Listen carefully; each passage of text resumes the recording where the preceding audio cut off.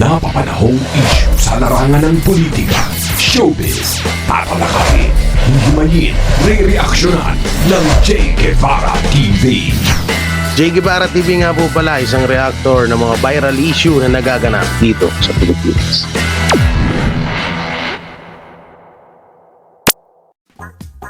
Sabi na pagka-inggit mamaya, explain natin yung bakit ganyan ang title na kanselado na, no? Yung PDEA leak na yan, kaya i-share nyo to kasi ang dami natin pag-uusapan ngayon about sa PDEA leak, about kay BBM na naniwala sa fake news at sa maisog rally sa Tacloban na hinaharang nga ngayon. Pag-uusapan natin lahat yan. Guwapo mo yung JM. Sinong JM? Hindi ako si JM. Kay Abid Lopez, mega live shoutout from Santa Rosario, Laguna. Diyan ako nag-aral sa Pila Masico, Laguna. Medyo malayo-layo lang yan dyan.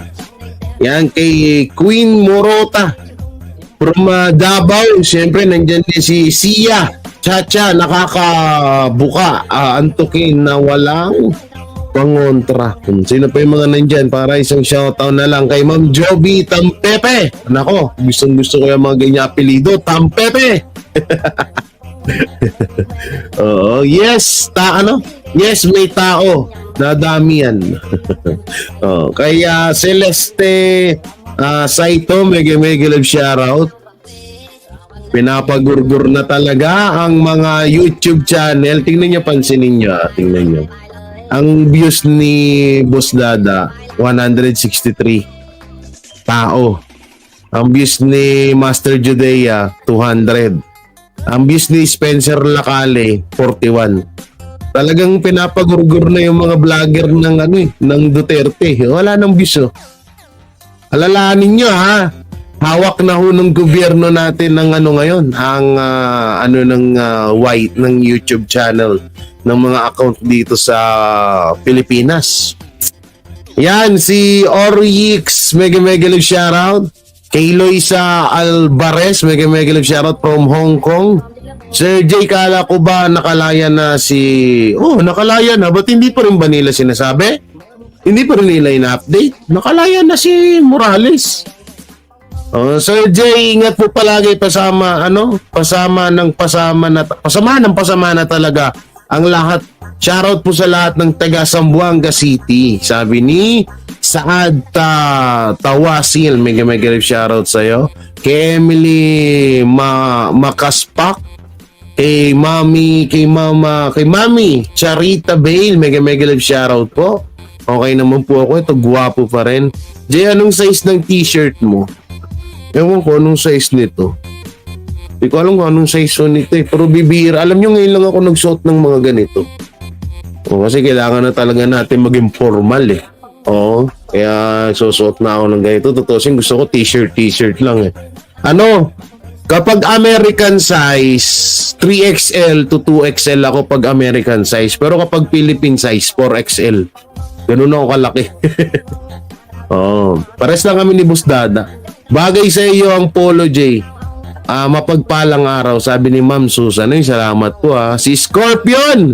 Ay, kapagkaganda ni Scorpion. Mega live shoutout sa Scorpion. Kay Dave din, mega live shoutout. Kay Cornelio Jose from Malabon City, mega live shoutout. Kay Joseph Godfrey Ramirez, mega live shoutout. Kay Violeta Caudila, mega live shoutout. Kay Fatima Medina, mega live shoutout from Kingdom of Saudi Arabia. Kay Ananias Aguila, Aguila, mega live shoutout po. Kay Eric D. Guzman, mega live shoutout po. Akin lang kung buhay pa si Rowena Guanzon, kung buhay pa kasi noon halos araw-araw maingay ka. Sisigaw ng pulburon, ngayon napakatahimik. Ha? Ano daw? Ano big sasabihin nito? Yan, kay shoutout yan kay ikaw Jay, guwapo mo, aka JM. Ako ba yun? Akala ko sinong JM eh. Kay Aurea, sino pa ba hindi natin si shoutout? Kay Ate Lynn, personal vlog. Kay Ma'am Helen, kay Ching Campoyla. Wala naman kasi pangalan, kaya Ching Campoyla na lang eh. Kay mega love shoutout kanya. Sino pa? Kay Rowena Lied. Mega love shoutout kay Ma'am Rowena. Kay Lilibet Tagono. Tsaka kay Helen Kapimpin from Dubai. Mega love shoutout. Si Oliver. Si Okay. Ito. Asan na yan? Kay Ate Joy Palma, kay Miss Ena, mega love shoutout po. Kay Papa Sani from Cebu. Sino pa hindi natin na si shoutout? Kay Dinor Nipi. Ano to? Ditor Nipi. Hindi na nag-notify bang live mo sa phone ko. Nag-research muna ako. Makita ang live mo. Kaya nga mami, hindi na nga daw. Oy, kayo ba? Nag-ano ba yung tawag nyo rito? Oy, kay Ma'am Christina, mega love shoutout. Nagno-notif pa ba yung live ko sa inyo? Naku, delikado na talaga tayo. Ginugurgur na. Oo. Kay Enting Vlog yan. Kay Josepina Flores. Kay Nina Alcada. Kay Elmer. Kay Carmelin. Sino pa? Si Darlene. Kay Gwen, kay Rika Abe ba? Ay wala. Si Ate Rika Abe, nag-notif pa. Okay. So po, ano ba unahin natin? Morales, Fidelix, PBBM, naniwala sa fake news. So ano bang unahin natin? Siguro, yung panaginip ko muna. Ako, may napanaginipan na naman ako. Mahirap na naman. Oo. May napanaginipan na naman ako, guys. About sa isang vlogger. Hindi ko siya papangalanan dahil wala naman siyang pangalan dun sa panaginip ko, no? Oo. Di umano dun sa panaginip ko. Alam nyo ba? Na etong siguro mamaya na siguro sa panaginip. Mamaya na ba yun? Ikaw muna, Ludes. Isang vlogger na ano siya nag-live siya sa kanyang vlog. Tapos nung nag-live siya sa kanyang vlog, sabi niya, lahat po ng ginawa ko dito sa live na to ay inutos po sa akin ito ng former President Rodrigo Duterte. Grabe, na-shock ako doon sa panaginip ko na yun. Oo, siyempre, yung mga tao is naniniwala sa kanya. So naniwala talaga kahit yung mga supporters ng DDS na talagang may kay Abilino, mega love shoutout sa Abilino. May may tinatawag na handler. Ang tinuro niyang handler ay si Rodrigo Duterte. At ang mga Duterte, grabe, sabi ko. Alam niyo, sa panaginip ko, first time kong tayuan ng balahibo. Sabi ko, ganito pala setup na mangyayari. Sana wag naman matuloy, no? Yung setup na yun. Na balang araw, may isang vlogger na lalabas at magsasabing handler niya si Rodrigo Duterte or si BP Sara Duterte. Wag naman sana. So, yun. Dito tayo. Speaking of maganda. Eto. Yung sa Pidea Leaks. Ito. Unahin natin itong Pidea Leaks bago yung iba. Pahayag. Wait lang. Asan na yun? Yung wait lang. Yan. Naglalag kasi yung yung ating monitoring. Asan na yun? Asan na yun? Asa na. Kahit paulit-ulitin, wala na naman. Kahit paulit-ulitin daw na kahit ipakulong daw etong si Jonathan Morales, kahit paulit-ulit daw na ipakulong o ipahabla ni Bongbong Marcos. Ito pala yun, nandito pala yun sa download natin, ito. Eto. Okay. Kahit pa ulit-ulit daw ipakulong ni Bongbong Marcos ay hindi pa rin mawawala ang suspecha ng mga ating mga kababayan sa ating Pangulong Bongbong, ating Pangulong Bongbong Marcos dahil sa pulburon. Ma'am Karen May Plato, mega love shoutout. So play natin. If the intention of the committee by citing this Morales in contempt is to picture him as a liar and hence Well, it's a liar. sabi niya Grabe. on the PIDEA document is false, may problema sila ron. Because whether they like it or not, the perception na Grabe rightly or wrongly, no? tama man o mali, ang perception ron ng tao nagsasabi ng totoo yan. Kaya may problema. Shoutout po. Kahit ay pakun niya, Flicks. ang tao naniwala na tama ang sinasabi niya. Naku po, yari ka dito. Yari ka dito kay Panelo. Ay, pag-usapan din natin yung about sa pagkanselado ng PIDEA Leaks, ha? Oo. Tanongin yung isa pang, idagdag ko lang to, Attorney Saldo, sa ika-4 na pagdinig ng Senate panel hinggil sa PIDEA Leaks ay sa personal data sheet nagtagal ang pagkatanong ni Senator Jinggoy Estrada para sa dating PIDEA agent na si Jonathan Morales. Ayon Mamali siya, Estrada, shoutout. sinungaling si Morales sa kanyang PDS nang sabihin nito na hindi siya na-dismiss sa PNP. Ma'am Rosita. Commit ka noong 1993 sa PNP, na-dismiss ka Yo, noong ay, 1994 from the service. Pero dito, maliwanag dahil sinulat mo, no, having been separated. Akala ko ako lang nakapansin no? Pati din pala sila Attorney Panelo tsaka SMNI.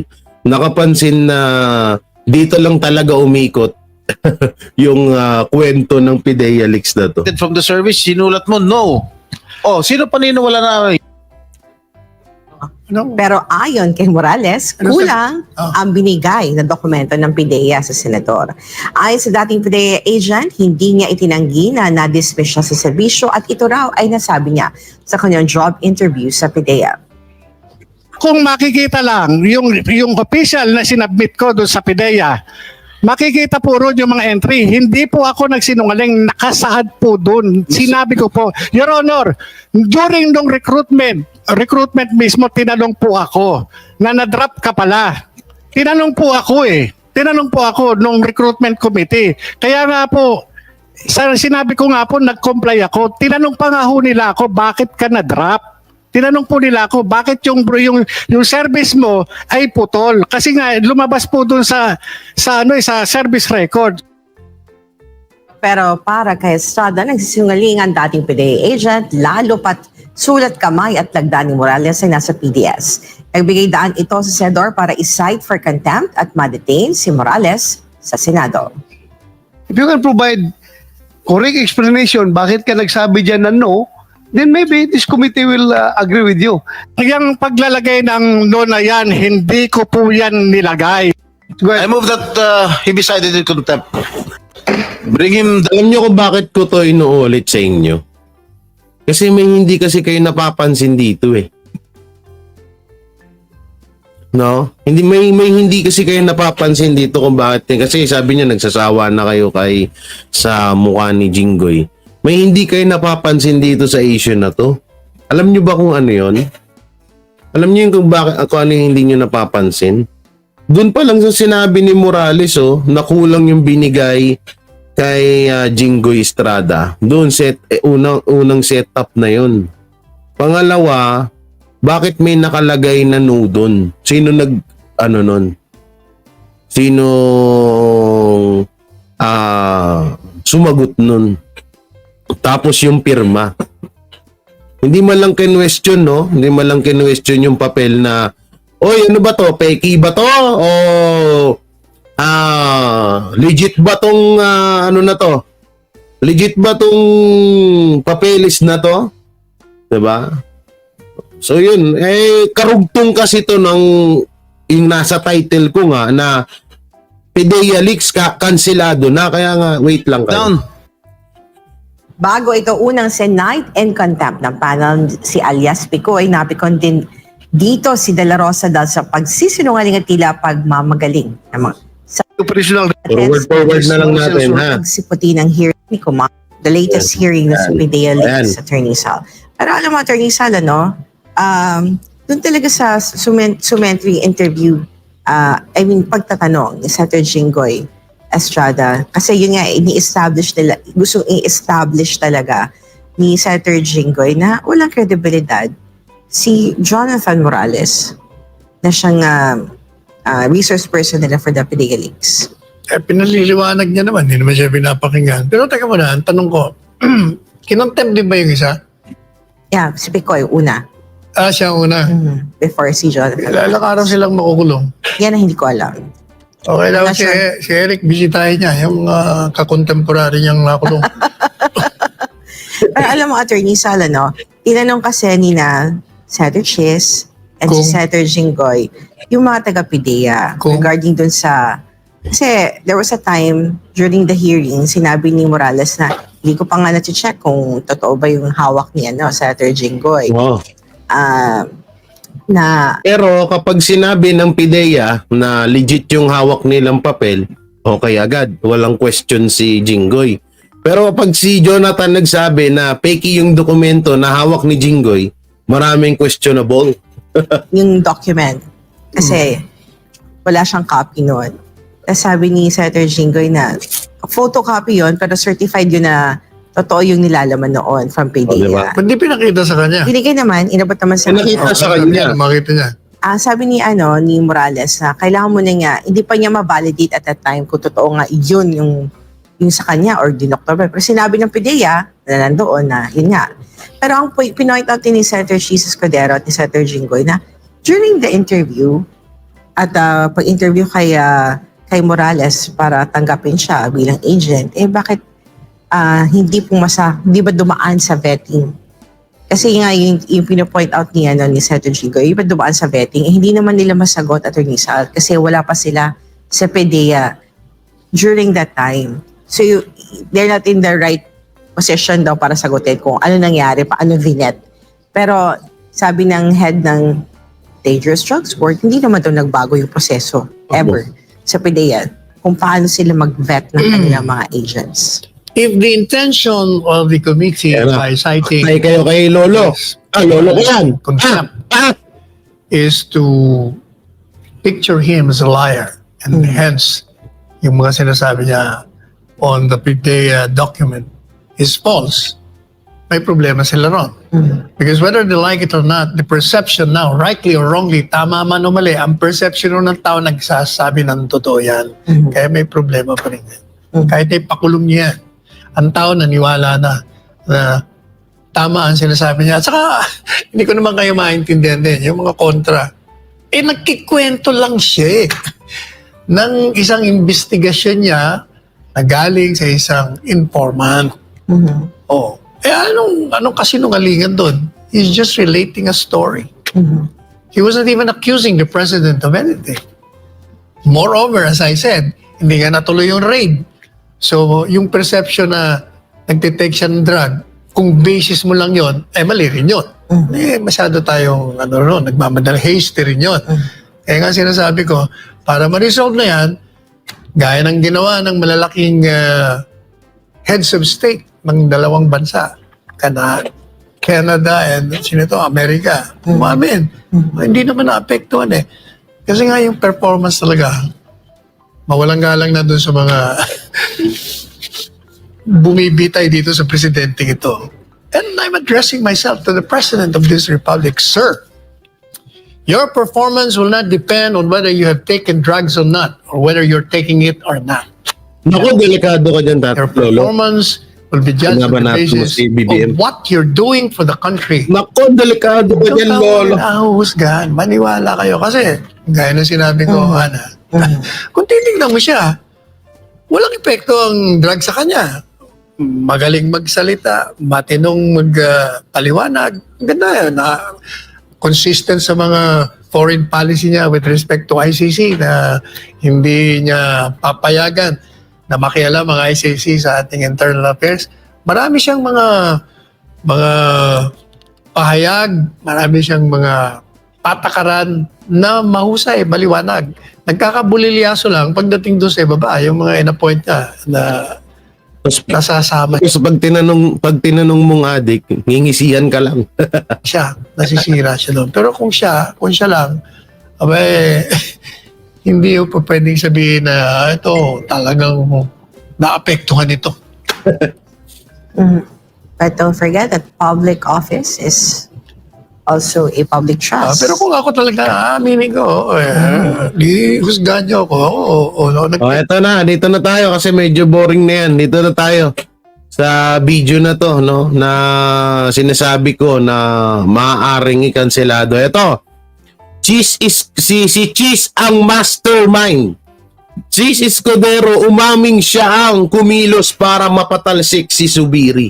Ay, grabe. Isiniwalat ni Senate President Cheese Escudero kasama ang 15 iba pang senador na marami silang agam-agam sa liderato ni Senator Mig Zubiri kaya pinatalsik nila ito sa pwesto. Habang si Senate President Pro Tempore Jinggoy Estrada naman, umaming tumulong siya kay Escudero para makumbinsi ang mga kasamahan sa mataas na kapulungan ng Kongreso. Si Men Corveras sa balita. Any objection? Hearing none. Same is approved.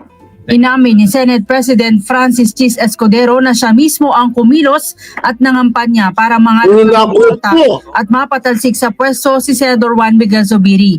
Ayon kay Escudero, siya ang nagpaikot ng resolusyon sa mga kapwa senador. Pero hindi na ito ipininisinta sa plenaryo bilang pagrespeto. Dahil ito, ayoko naman pong magbintang ha. Ayoko naman magbintang. No. Kasi kahit hindi pa rin ako nagpapakasiguro sa sinabi ni Senator Bato de la Rosa na safe po or walang wait lang. Ano ba to? Oy, sumabit ka.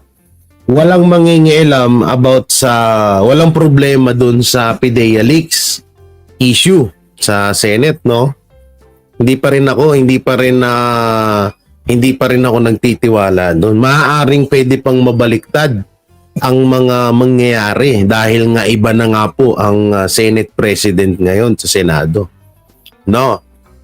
Kaya talagang kasi kung halos pagdugtong-dugtungin mo yung mga kakapiranggot ng mga sinabi ni Cheese at itong pagpatalsik kay Zubiri, talagang may laman eh.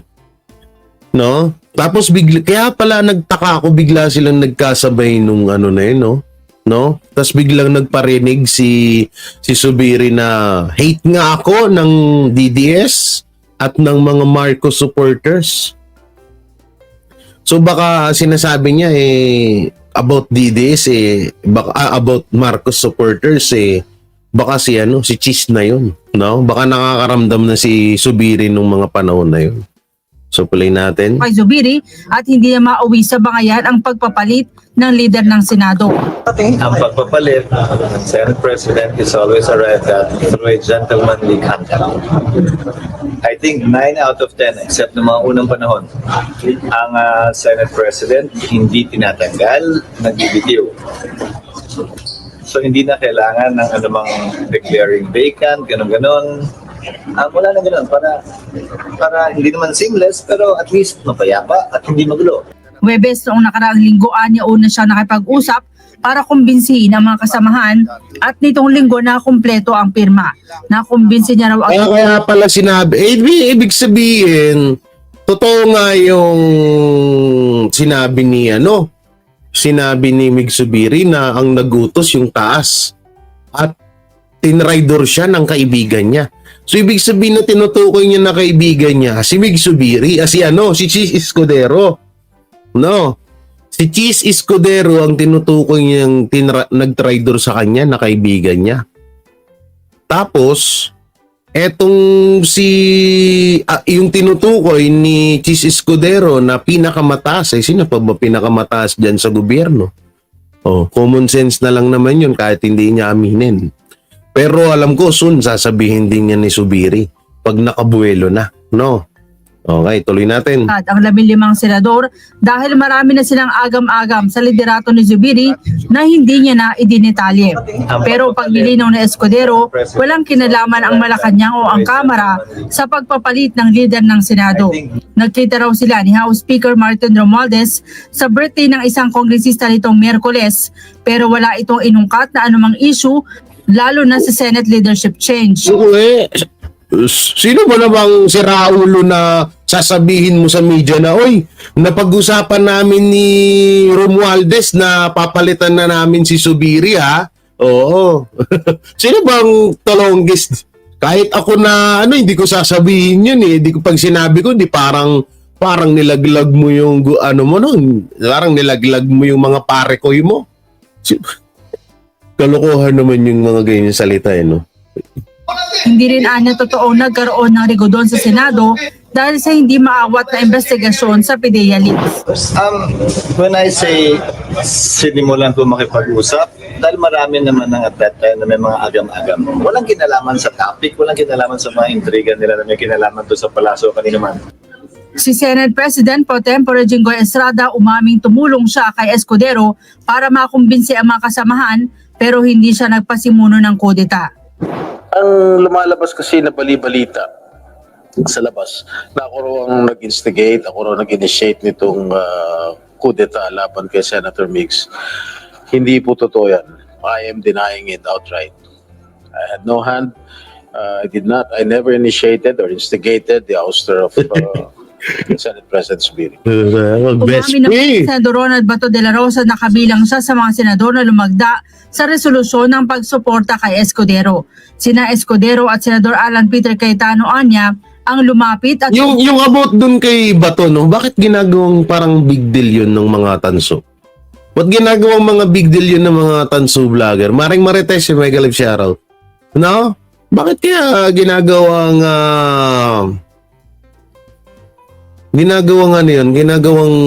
yung pag-iyak ni Bato de la Rosa?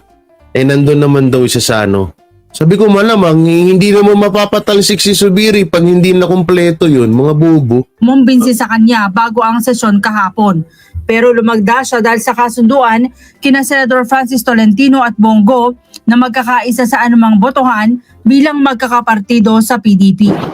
Mas mabigat na rason dyan talaga is that among us three magkabats na PDP senators, Senator Bongo, Senator Tolentino, and myself, we forged a covenant na majority wins. In every voting situation, talagang kung lalabas sa voting is 2 against 1, obligado yung 1 sumunod doon sa 2, sumama sa 2. So, in this case, nangyari sa silang dalawa talaga ay nag-decide na sumuporta kay Senator Jesus Escudero. Humingi naman ito ng paumanhin kay Zubiri. Isa si De La Rosa sa mga naging emosyonal sa pagbaba sa pwesto ni Zubiri kahapon. For me, being a good soldier, gusto ko sabihin kay Pero malay din natin baka hindi naman din talaga maging sunod-sunuran yan si Chis Escudero na para ipakanselado ang PDEA leaks issue na yan. Malay mo naman din, di ba? Hindi natin alam ang daloy ng mga utak ng mga yan. So baka kakampi, dalawa lang yan eh. Kakampi o kaaway natin si Chis Escudero. Dalawa lang yan. No, ayan lang ang tatakbuhan ng kwento na yan kung nandyan naman tayo nandyan naman kayo. Pag sa oras na pag biglang nawala or biglang in-stop na ang PDEA leaks issue na yan, alam na natin kung sino yung may pakana niyan. Di ba? Alam na natin. At least ngayon, maliwanag na sa atin na kung sino talaga. So, baka mamaya, ang masaklap pa nito, ang sisihin nito ng ibang mga vlogger dyan, ang sisihin si Senator Bato de la Rosa. Alalahanin nyo, chairperson lang siya ng hindi siya yung Senate President.